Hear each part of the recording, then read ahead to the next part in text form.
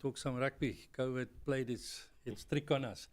But first of all, let's start with our 80th episode. Yeah, thank you, Mark. Well done. I need a medal. Yeah, thank you. 80 episodes, and thank you to all our technical staff behind the scenes that nobody sees. It's really a pleasure. And just as a matter of interest, we've got an episode for every minute in a rugby match. That's true. 80th. Hey. If it doesn't go into extra time. So when we go into extra time, we need to thank our viewers and our listeners as well. If it wasn't for them, we wouldn't be here. 100%. Now we will take this into extra time and into the final. So may Touchline continue broadcasting for many another years to come. 180 episodes. So 100%. Let's go. And then a big thank you to SA Legends for the insert in the SA Legends program on Supersport. They featured our book launch that we had earlier this year. Mums and Toti Rugby Club. A Mums and Toti Rugby Club. Quite a big feature on there. And the book, The Heart of the Terrier. Books are still available for sale at R300 a book. Visit our website and get yourself a copy of the book. So please visit Mums and Toti Rugby Club.co.za and our online stores. The books are available there. And once again, thank you to SA Legends and Mr. Ian McIntosh in specific. Yeah. And obviously Hollywood Bets. Hollywood Bets, yes. With the proud sponsorship that they came on board with the book. And then just to the viewers or the listeners that haven't had the privilege of reading this book, it's obviously with the history of Mums and Toti Rugby Club over the last 75 years. And it's been an awesome ride.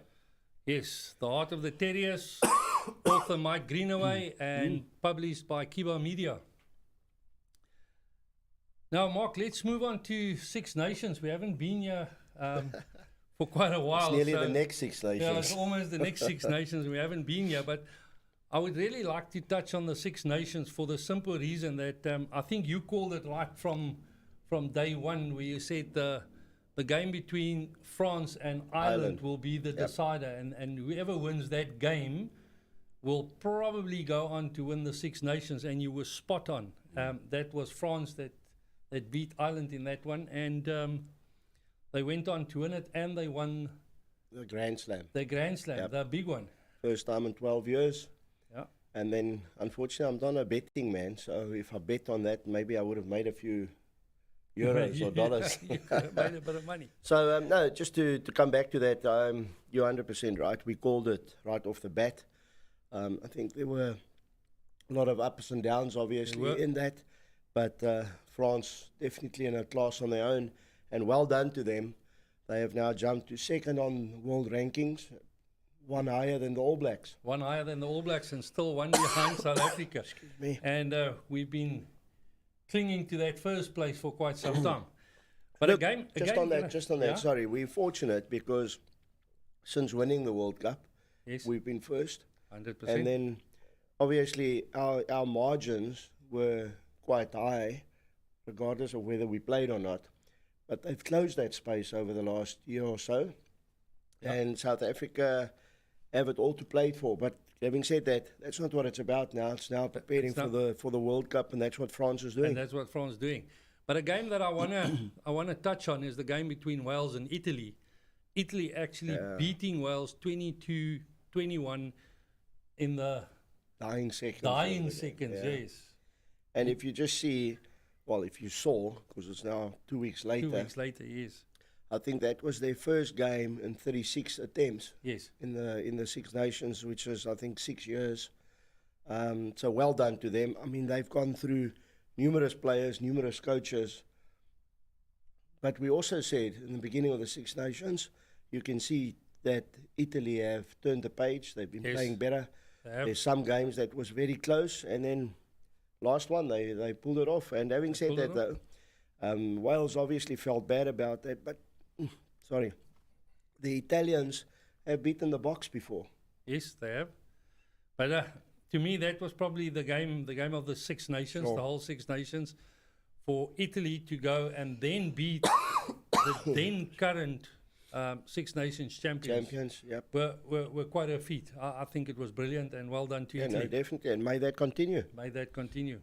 You know, maybe there was also something in it, because there's been talks Yes. that Italy must be taken Sacked. out of. Yeah. Taken out of. Maybe it's a better word. Maybe there's another better word for that. And then the Springboks need to go in. Yeah. But you know, if they put their hands up like this and it can continue, then They maybe they definitely should will keep stay. them there and just add the They Springboks. will definitely stay. Then, if we can move on to URC, United Rugby Championships. Couple of games that were played there. The Bulls versus the Dragons, Sharks, Edinburgh, Stormers, Ulster, and then the Lions, Osprey. I would like to talk about the Lions first. The Lions had a couple of games now in South Africa at Ellis Park that they actually beaten sides that nobody believed they could. And I think the Ospreys game was the one that everybody gave the Lions, but a couple of them prior to that were very good games. Munster. Munster for one. And now if you look at them play back in Europe, they're a formidable side. Yeah. No, look, the previous two games, obviously, and hats off to the South African sides. All four of our franchises won their games. That's Yes. the first time in our history. Yeah. Sadly, so the past week, the Sharks fell short to Edinburgh. But as you say, the Lions, I mean, when we had the Lions coaching staff in studio, Yes. Ricardo Lobsher spoke about how they've changed and their defensive patterns, Yes. and that they'll get better and better. And then, unfortunately, since then, they've actually regressed. Yeah. And all of a sudden, they started hitting their straps. And, you know, it takes a good side, like the Lions, to come back when they played Munster, now I'm referring to 2 weeks ago, with such a margin, and then come back and win that game. Yeah. It shows you the self-belief is back. You can see it just in the way they conduct themselves. Previously, we spoke about heads dropping, and when they Yes. score, they didn't even look like a side that was celebrating anything. I think they're starting to believe again.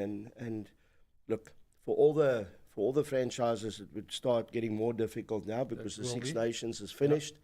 So they will now gain the international players, and we need to tour again. So, but now it's level playing field. So let's see Level where we playing go. field.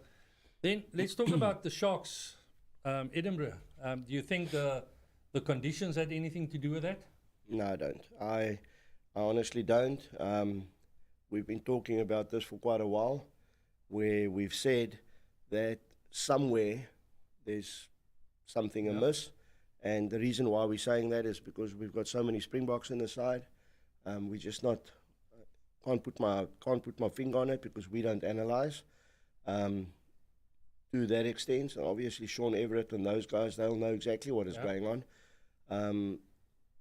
Over the last few weeks, we've just won games. We haven't really been clinical. Saturday was a prime example. Edinburgh thoroughly deserved their win. You know, we get into key positions on the field, then we either knock it on or there's a turnover. Whether their self-belief as to where they need to play and what they need to do is not there anymore, I don't know. But only the coaching staff will know. Do you think it's got something to do with all the players, the new players that we brought in now, and the rumours of players that's still coming in, that it might cause a bit of uncertainty? Yeah, I don't know if it's entirely like that. They are a professional outfit. I mean, we know some of the players are leaving. Yeah. I think, unfortunately, and we hate to pinpoint players. I think part of where the problem is at fly-off. Yeah. Not necessarily the fly-off itself, but being so fanatic about sport and social media and everyone putting pressure on the fly-off on that specific berth. I think that's part of our problem. So if you look at this past weekend, how many kicks we missed at poles, the fly-off not setting the back line on the front foot and so forth, and so you can carry on.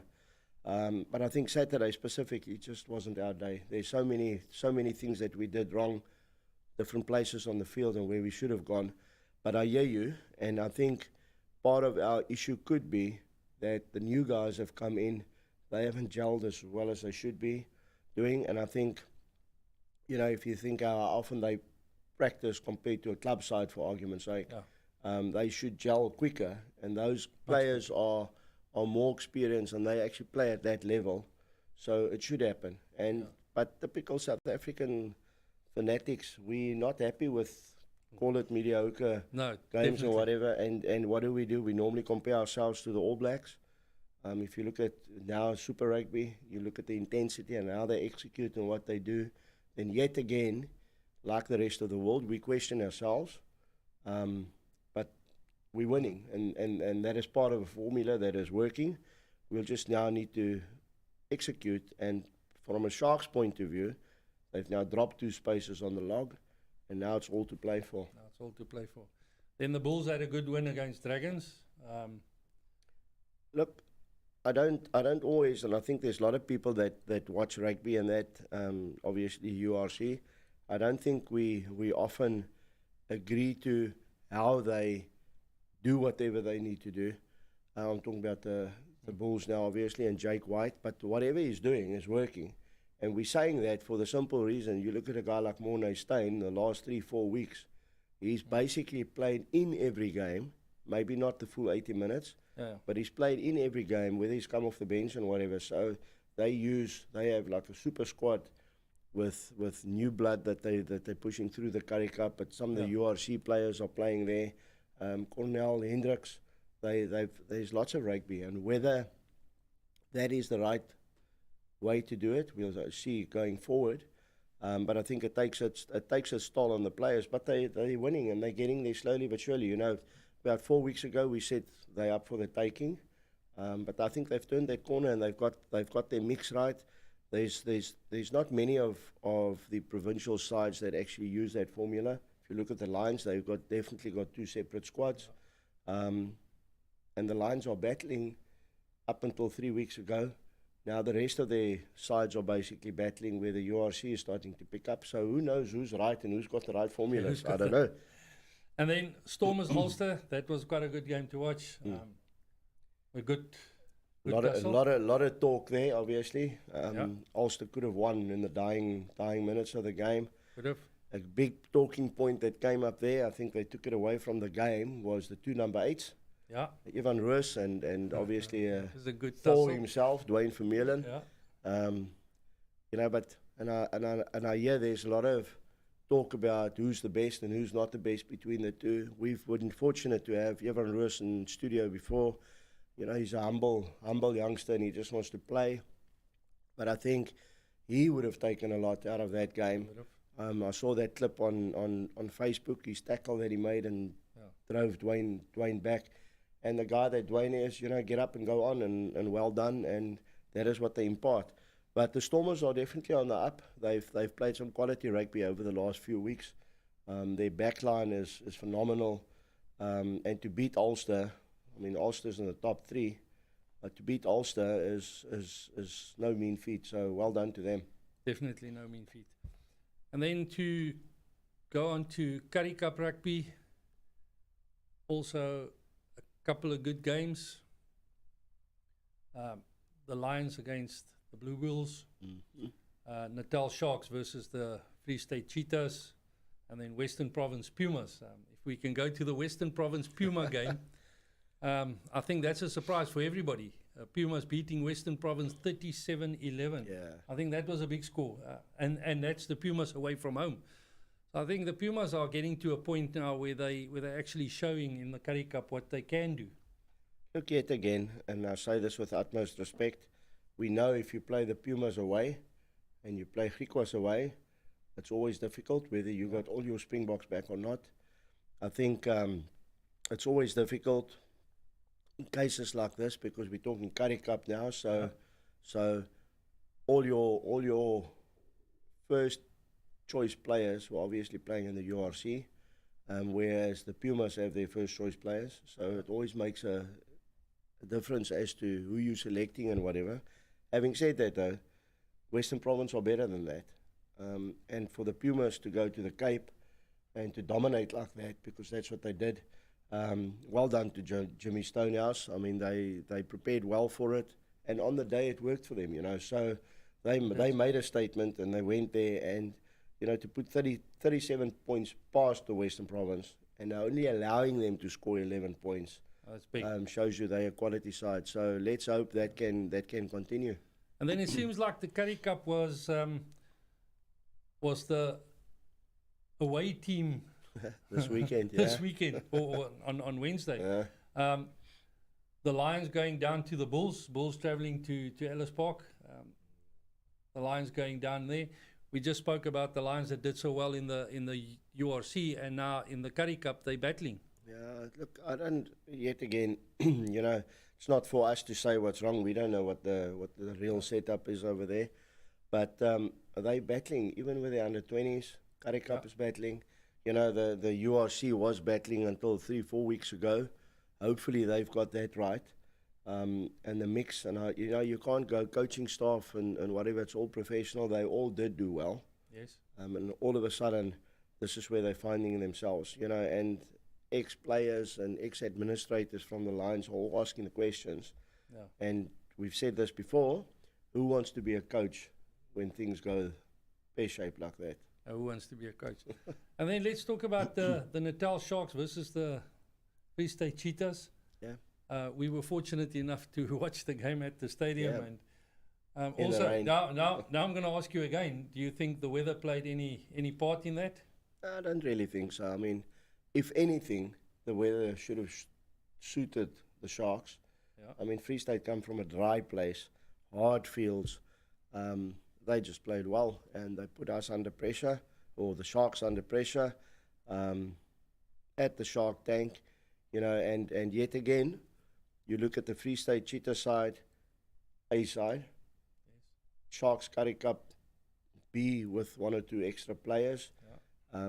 In theory, the Cheetahs should win, but I don't think on the day the Sharks played well enough. Part of the problem is the Sharks were top of the log 2 weeks ago. They've now lost 2 on the trot, and now it's back to the drawing board, I suppose, and they need to get the right mix.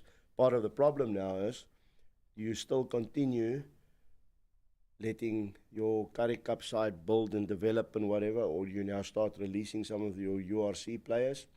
Sharks aren't in a position to do that because they've dropped 2 spots on the URC log. So obviously between Sean Everett and the Currie Cup coaches, there's that happy medium that needs to be set, and they've got two quality sides that need to end at the top, like the Bulls have done over the last 2 seasons. Difficult one for any coach to try and juggle. Then if we can go on to some club rugby, starting with the Optimum Cup that was played on Friday. Used to be the Flyer tournament, now the Optimum Cup. We met Henny Besaidnout from Optimum, and well done to Optimum to come on board to sponsor a tournament like this in KZN. Absolutely phenomenal. Thank you to Optimum. On Friday, we had College Rovers versus Varsity College. We had Crusaders versus Collegians, Mums and Toti versus Harlequins, and then College Rovers second team versus Westville Old Boys. Your impression on these games? Well, firstly, let's go to the B pool, yes, where Mums and Toti and Harlequins played. First up, always difficult. There's a nice rivalry between those clubs. They're both on the south coast of Durban. There's a rich history between them. And as you can see in the scoreline, that's exactly how it was. And well done to Harlequins. Firstly, we spoke, yes, I think about 4 weeks ago to Westville Old Boys, the head coach, Rob Scott, where they were put in the Premier Division. And then obviously Harlequins came from the 3rd division into the 1st division. And I'm assuming, it's only assumption and my take, Optimum sponsors Harlequins, yes, hence the fact that they are part of the Optimum Cup. And rightfully so. I mean, they took Mums and Toti right to the wire to win, for Mums and Toti to win that game. And as a 1st division club, we congratulate them, and Charles Besaidnout and his coaching staff. So well done on that. To play a Premier Division side and only lose by 10 points to 14 is also no mean feat. yes, we do know that Amamsam Toti is busy rebuilding and growing and whatever, but it was a hard fought for them, and well done to Harlequins. So this coming Sunday, or Saturday, sorry, Harlequins is now playing Westville Old Boys Yes. in the third, fourth place, and it will be interesting to see how that goes. And then College Rovers second team versus Westville Old Boys. Westville Old Boys doing very well. Definitely. Moving up to Premier League this year and doing very well. Playing against College Rovers second team, I think they done themselves proud. No, definitely. Look, they weren't happy. I think Yes. Westville obviously backed themselves to win, but we do know it's not easy playing against College Rovers and all the top Premier Division sides. Yeah. But and it would have been a massive learning curve for Westville, if anything. But I know, as I said, we spoke to a few players after the game. According to Westville players, they weren't on song, and certain things obviously didn't go in their favour. When you spoke to Jeff Harper from Rovers, obviously he was all cock-a-hoop and happy that they pulled that one through, because at 21-14 is a tough scoreline, you know. So now obviously Amamsam Toti play College Rovers second side in the B final on Sunday, and let's see how that one goes. Now let's go to the A pool. College Rovers versus Varsity College, also a good game, always a good game to watch. Yeah, it was, and off the bat, it was a good game. You know, all four of those clubs are top Premier Division clubs in KZN. Yeah. Hence the fact that they play in the ADIV. And, you know, if you go according to history, then it's probably the right outcome. Yeah. Of course, the Rovers in general are the club champs and obviously the leaders in KZN. But Varsity College played well. They took it to Rovers as per normal. We know those top clubs don't shy away, and they work hard, and they do whatever they need to do. And it's going to be interesting this coming weekend. Yeah. And then the sad one was the Crusaders Collegians that was stopped before halftime and cancelled completely. And unfortunately, both those sides won't participate any further. Look, I don't really want to go into detail with that. Obviously, there's still a hearing to take place and so on and so forth. But, you know, at the time when the game was stopped, Collegians were leading Crusaders. And then, unfortunately, there was a foul tackle or foul play that took part. And then, you know, the wheels fell off a little bit, and the referee stopped the game pre-halftime. And yeah, as I said, I don't want to really talk about that. I think it's not good for club rugby. It's not Definitely good for not. rugby in general. And maybe next week we can have a chat once the hearing is done and the outcome we reached. Sadly, both those teams won't play in the finals of the Optimum Cup. Definitely. And then club rugby in general in KZN is now in full flight. Almost every single club has got warm-up games against the next, and there's a whole host of tournaments going on. If we can just go back a week prior to the Optimum Cup, we participated, or Mums and Toti participated in the Ronnie van Rooyen at Harlequins, Yeah. and also brilliant, and well done to Harlequins for hosting the Ronnie van Rooyen. It's an annual event, and I think Toti did themselves proud there. Yeah, look, obviously we know Toti is, as I said earlier, is in a rebuilding phase. But we played against South Coast Warriors, and you need to give them credit, and well done to them. Yet again, they took it to the wire. I'm smiling because everyone gave different scorelines. So a scoreline that came up twice was 31-29 to South Coast Warriors. Yes. 31-29 to Amamsam Toti, and then the referee said 29 all. Yeah. So I suppose that's where you go. I can confirm that both teams scored 5 tries. Yes. So maybe in the past we never used to kick at poles, so maybe we must revert back to that and just try and score tries. But having said that, I think from a first division point of view, South Coast Warriors, and good luck to them. I think they're going to be a handful. Obviously, we know Westville has now gone up to Premier Division, And good luck to the guys from the south, and may that continue. Definitely. Good luck to all the teams playing in whatever tournament you're playing now, and going into the league quite or shortly. Yeah, end of April we start. Yeah, the league starting shortly, and good luck to all the teams. I know whether you play Premier League, first, second, or third division, doesn't matter. All of you are rooting for yourself to win that league. So good luck to every single one of you, and also to the administrators and KZNRU, well done, and thank you for getting this season underway. It's a full season, it's a proper season, and we're looking forward to club rugby in KZN. Definitely. I mean, club rugby, if I talk Premier Division, we're going right through to mid-September. Yes. When normally we finish first week in August. Yeah. So it's going to be an exciting time with all the new clubs coming through, and that, you know, it's all open. One thing that going away from club rugby a little bit, there's a lot of schoolboy rugby happening at the moment. Yes. There's a lot of tournaments as we speak this week all over South Africa. And may that continue, because that's our breeding ground. That is our breeding ground. And good luck to all the schools as well, and all the tournaments and the tournament organisers.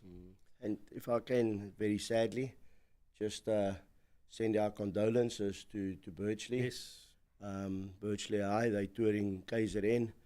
2 of their boys sadly drowned this weekend in the North Beach in I nearly said Amanzimtoti, but in Durban. And to them, their families and the team members, and obviously the coaching staff here, thoughts are with you guys, and